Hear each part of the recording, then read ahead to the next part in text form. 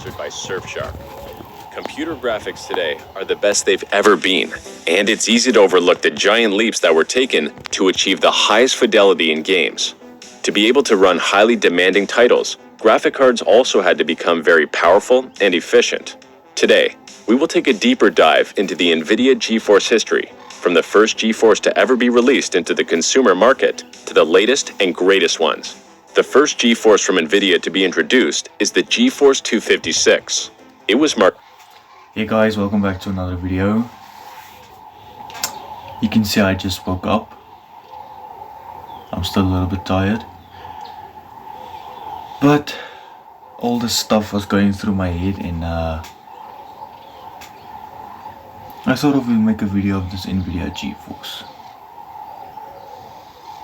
This NVIDIA GeForce from 1999 till today or something, but yeah, NVIDIA GeForce is like that's my type of graphics card. It as the world's first GPU, and it was launched in October of 1999. It's built on the 220 nanometer process, which is based on the Celsius architecture, which clocks speeds reaching 120 megahertz. This card comes equipped with 32 megabytes of single data rate memory and started at $249 MSRP. Those are the first demos to showcase and demonstrate what the GeForce 256 was capable of.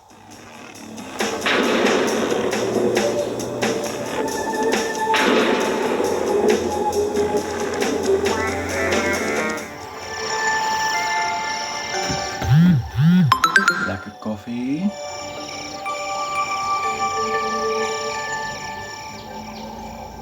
The second generation GeForce 2 GTS was launched in April of 2000. Built on a smaller 150 nanometer processing node and based on the same Celsius architecture, it's tuned to reach slightly faster clock speeds of 200 megahertz. It has the same 32 megabytes of video memory, but it's double data rate, which we've come to know as DDR. And the starting price for this was $349 MSRP. These demos showcase for the first time real-time lighting and per pixel lighting, while also at the same time using a significantly higher number of triangles. Graphics looks good. Looks very fantastic.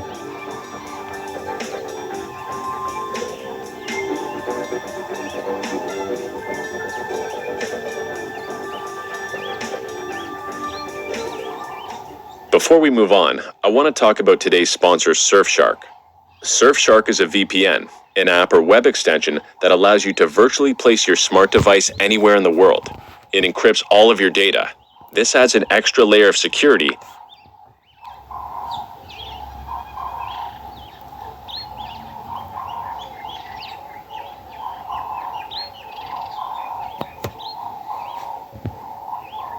and libraries on Netflix that are restricted in my country. With just a click of a button.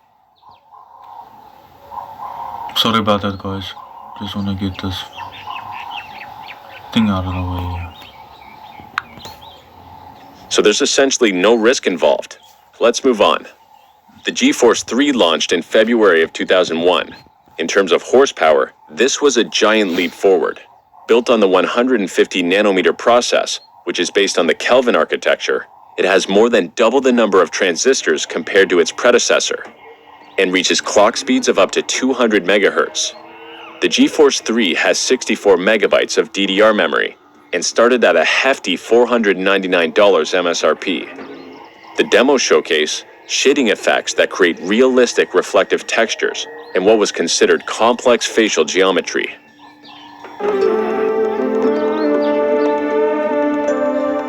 Be nice. You need more friends.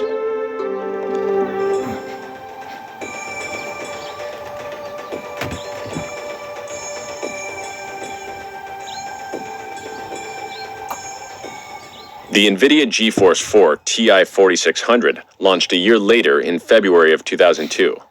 It's built on the same 150 nanometer process node based on the Kelvin architecture, now reaching clock speeds of up to 300 megahertz. The card comes equipped with 128 megabytes of DDR video memory and it retailed for $399 MSRP. These demos highlight the rendering of real-time volumetric fur, and for the first time, hardware-accelerated anti-aliasing.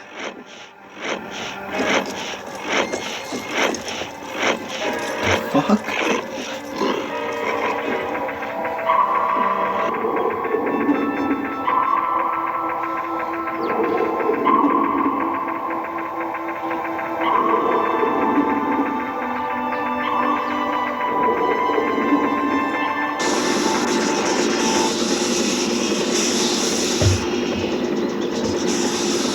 What is that, bro? What is that? Next up on the list, we have the GeForce FX 5800 Ultra. It launched in March of 2003. It's built using the 130 nanometer process, which is based on the Rankine architecture. The card reaches clock speeds of up to 500 megahertz. The video memory remained the same at 128 megabytes, but it's now upgraded to GDDR2. The price started at $399 MSRP, and taking a look back at these demos, you can see how NVIDIA was opting for a cinematic depth of field blur, which honestly looked very bad, but the other demos show lighting effects which were very good looking at the time. Oh, that looks good. The graphics on this one?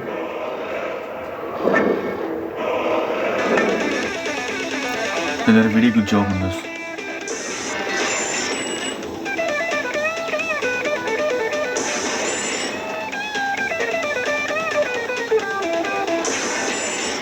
NVIDIA GeForce 6800 Ultra launched in April of 2004.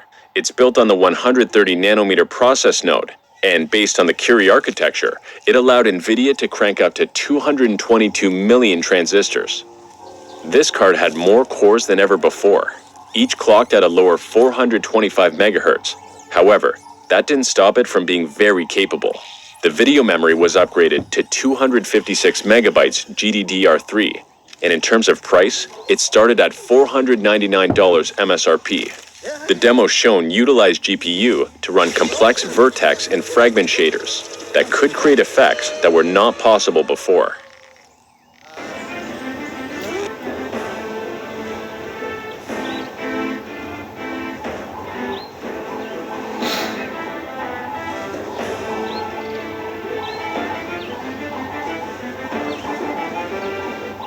The GeForce 7800 GTX, otherwise known as the GPU of PlayStation 3, launched in June of 2005. It was built using a newer 110 nanometer process, but based on the same Curie architecture. 7800 GTX, otherwise known as the GPU of PlayStation 3, launched in June of 2005. It was built using a newer 110 nanometer process, but based on the same Curie architecture. However, this GPU reaches slightly faster clock speeds at 430 megahertz. It also comes equipped with 256 or 512 megabytes of GDDR3 video memory and had a launch price of a hefty $599 MSRP. Rocket Man, burning up the... Oh man. No gamer should ever have to play on a system like this. Well, originally, I was going to try out for the Tooth Fairy job.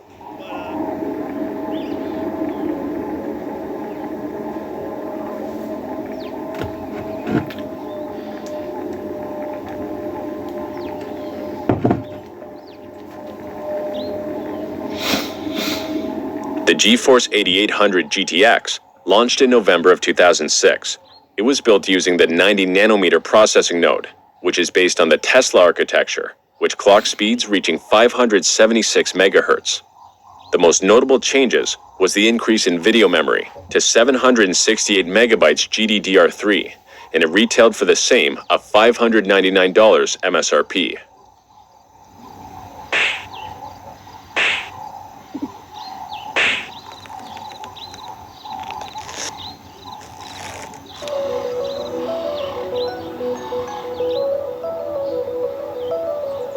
Oh, the graphics looks good on this one too. Bro, like all graphics cards, bro. Oh my god.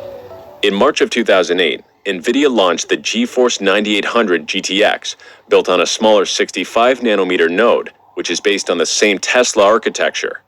It has slightly less 512 megabytes of GDR3 video memory. The differences between this GPU and its predecessors were minor, except for the starting price that was cut down to $299. But in June of that same year, NVIDIA launched the GeForce GTX 280, taking full advantage of the 65nm processing node, which was now based on the Tesla 2.0 architecture. This is the first card where NVIDIA packed more than 1 billion transistors. It reached clock speeds of up to 602 megahertz and comes equipped with 1 gigabyte of GDDR3 video memory. The GTX 280 had a launch price of $649 MSRP.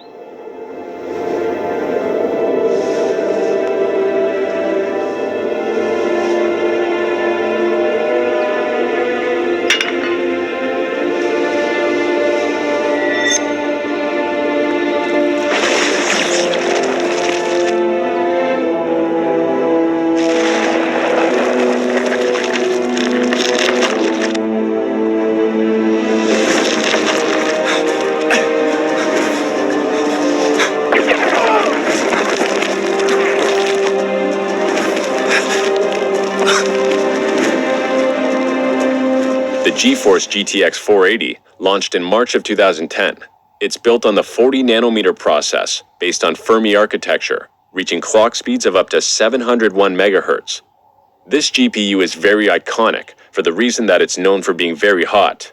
So hot, in fact, that it reached temperatures of up to 97 degrees Celsius. Nonetheless, the key features on this card were 1.5 gigabytes of GDDR5 video memory, and in terms of price, it started at $499 MSRP. In these demos, we can see tessellation for the first time, which could be used to create complex scenes and characters using a huge number of triangles.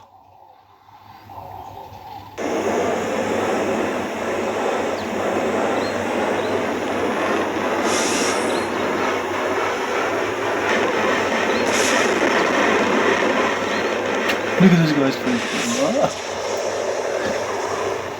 A few months and lots of criticism later, NVIDIA launched the GeForce GTX 580 in November of that same year. It was built on the same, but more refined 40nm process, which is based on Fermi 2.0 architecture. This was considered a very minor upgrade too, with the same 1.5 gigabytes of GDDR5 video memory, slightly faster clock speeds at 772 megahertz. The main difference was that this card ran a lot cooler compared to its predecessor. The price tag also remained the same at $499 MSRP. Alright. That's good, bro. That's really fantastic. I don't have other words in my mouth to say, bro. Like, I'm speechless. In March of 2012, NVIDIA released the GeForce GTX 680. They definitely took notes from their previous launches, as this GPU is built on a newer 28nm processing node and based on the Kepler's architecture. It was marketed as the most powerful and efficient GPU. With 1006 MHz clock speeds, it came equipped with 2 gigabytes of GDDR5 and started at $499 MSRP. The demo that NVIDIA showcased here highlights the incredible work they've done with Hairwork system.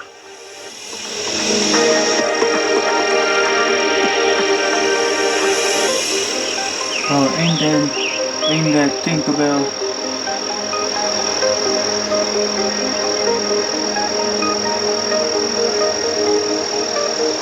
Oh, the GTX 780 launched in May of 2013. It's built on the same 28nm process and Kepler's architecture. This wasn't just a minor upgrade. The number of transistors was more than doubled compared to its predecessor, coming in at a whopping 7 billion. It has even more cores with boost clock speeds, reaching 902 megahertz. The video memory also saw a huge upgrade, having 2 variants available to choose from, 3 or 6 gigabytes of GDDR5, and a starting price of $649 MSRP. It's also the first GPU where the NVIDIA PhysX made a debut, something that, till this day, still looks incredible. surface tension, and viscous forces are modeled, and because the cereal pieces have a lower density than milk, they naturally rise to the surface due to buoyancy. In this smoke simulation, the underlying fluid is modeled as thousands of particles tracking velocity and vorticity. Using particles provides a sparse representation of the airflow and allows smoke to interact with the other particle-based objects. GeForce GTX 980 launched in September of 2014. It's built on the same 28nm process, but in a whole new architecture, which NVIDIA called Maxwell 2.0. With better performance and better efficiency, this card reaches clock speeds of up to 1,216 MHz. It comes equipped with 4 GB of GDDR5 video memory and had a starting price of $549 MSRP. This Apollo landing demo was powered by Unreal Engine 4 and Voxel Global Illumination, a new technology that allowed real-time global illumination without the need of baking, making the process of developing games much easier. 50,000-foot parasynthion, from which point the powered descent to the lunar surface will be initiated. If for any reason the crew does not like the way things look as they're coming across the parasynthion... Now, what's probably my most favorite release of all time, the GeForce GTX 1080. Launched in May of 2016, it's built on the 16nm process and based on NVIDIA's Pascal architecture. This GPU boasts clock speeds of up to 1,733 MHz, and it had a performance uplift that was better than 2 GTX 980s in SLI. The 1080 is faster than a 980 SLI. It comes equipped with 8 GB of GDDR5X video memory and had a starting price of $599 MSRP. This was a raw horsepower upgrade, and I couldn't find any demos that NVIDIA released. And that's why they look so realistic. The animation is fantastic. The amount of geometry is just enormous. High dynamic range. You would think you're looking at a photograph. In September of 2018, NVIDIA released the RTX 20 series graphic cards. Before we talk about the flagship, let's explain what RTX stands for. Those GPUs were capable of rendering real-time ray tracing, a technique that was never used before in games because of high computational cost. Movies like Pixar's Monsters University would take up to 29 hours to render a single frame. And now, thanks to the engineering team, AI upscaling technology, and powerful RT cores that were added to the RTX family, those graphics were possible to render at a stable 30 to 60 frames per second. The RTX 2080 was built using the 12nm processing node, based on the Turing architecture, with clock speeds reaching 1,710 MHz. The card came equipped with an even faster 8 GB of GDDR6 memory and had a starting price of $699 MSRP. The demos shown here are all rendered in real time using a combination of rasterization techniques and ray tracing. GeForce is my favorite.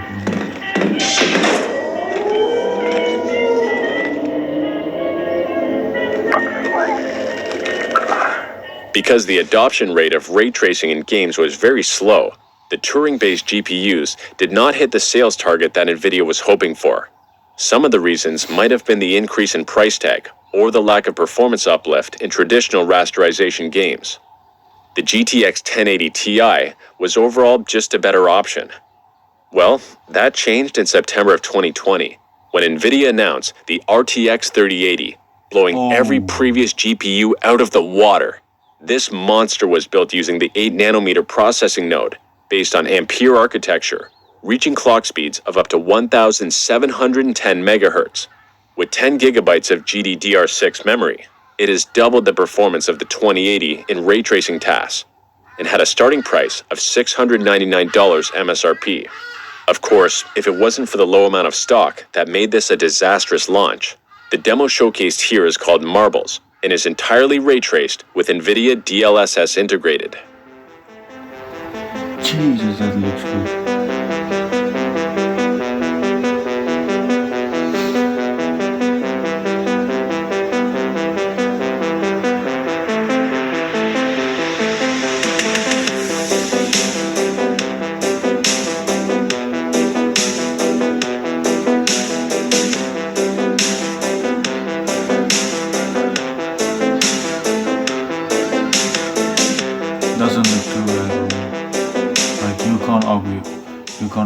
lastly, in Q3 of 2022, NVIDIA is expected to launch the RTX 40 series of GPUs.